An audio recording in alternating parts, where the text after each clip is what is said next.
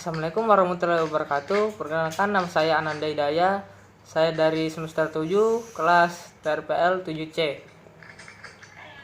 Pertama-tama di sini akan saya menjelaskan manajemen proyek untuk sistem informasi. Di sini saya akan menjelaskan manajemen proyek untuk sistem informasi. Nah, misalnya manajemen proyek sistem informasi itu dijalankannya itu harus ada tahapan-tahapan yang sudah matang. Kalau misalnya tahapannya belum matang, maka proyek tersebut tidak akan akurat atau tidak sesuai dengan apa yang diinginkan pada perusahaan. Nah, di sini juga saya akan menjelaskan apa itu sistem informasi. Dari sini kita bisa lihat bahwa ada dua kata, sistem dan informasi. Yang pertama itu saya akan menjelaskan sistem. Sistem adalah entitas atau kesatuan yang terdiri dari dua atau lebih komponen ataupun juga subsistem yang lebih kecil dan yang saling terhubung. Di dalam kehidupan sehari-hari kita itu bisa menemukan yang namanya sebuah sistem, seperti contohnya sepeda dan mobil. Di dalam sepeda itu terdiri ada sasis, dua roda, pedal, rantai, gigi, dan setangnya. Dan di dalam mobil itu juga terdapat yang namanya sistem, roda, mesin, dan lain-lain. Dan informasi bisa juga kita pahami sebagai proses input yang telah terorganisir, yaitu memiliki arti berguna bagi orang yang menerimanya. Data itu berbeda dengan informasi. Data juga dapat didefinisikan sebagai fakta yang masih mentah atau yang belum menjadi input untuk proses yang menghasilkan informasi yang telah didapatkan. Informasi itu harus memiliki arti sehingga dapat dimanfaatkan untuk keinginan perusahaan. Informasi itu dapat diandalkan misalnya jika bebas dari kesalahan yang telah didapat. Maka secara akurat informasi itu mempresentasikan keadaan atau aktivitas-aktivitas yang telah dilakukan oleh perusahaan tersebut. Informasi itu bisa diandalkan misalnya jika bebas dari kesalahan. Secara akurat informasi itu mempresentasikan keadaan atau aktivitas perusahaan-perusahaan tersebut. Informasi yang relevan itu bisa juga mendukung pada pengambilan keputusan karena memberikan informasi tambahan pengetahuan atau nilai kepada para pengambil keputusan. Kenapa informasi itu harus didapat secara relevan dan akurat? Karena informasi itu berkaitan dengan waktu, karena apabila mendukung suatu keputusan yang telah didapat.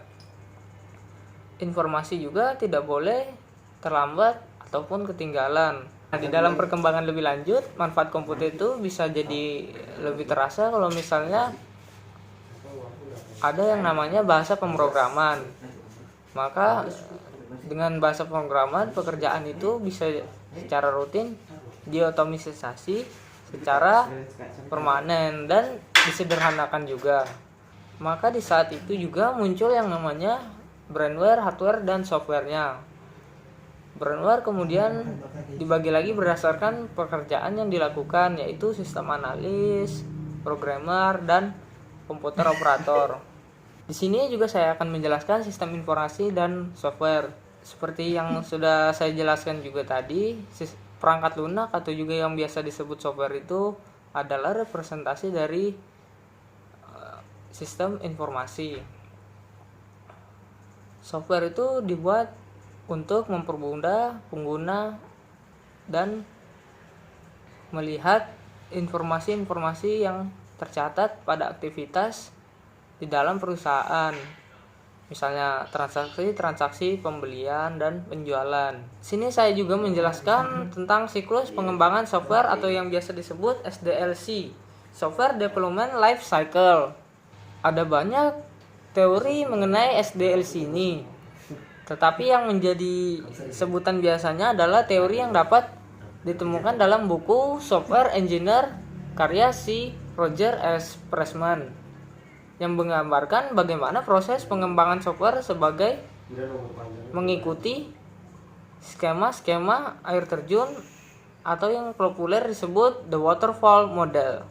Seperti yang saya sebutkan tadi, SDLC itu adalah alat bantu terpenting dalam software development metodologi atau yang biasa disebut SDM.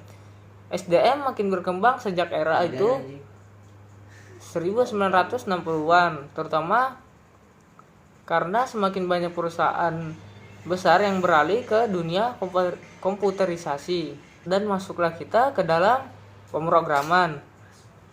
Pemrograman ini adalah bagian juga terpenting dari yang namanya SDLC. Karena suatu sistem itu yang berbasis software tidak lepas dari yang namanya pemrograman ini.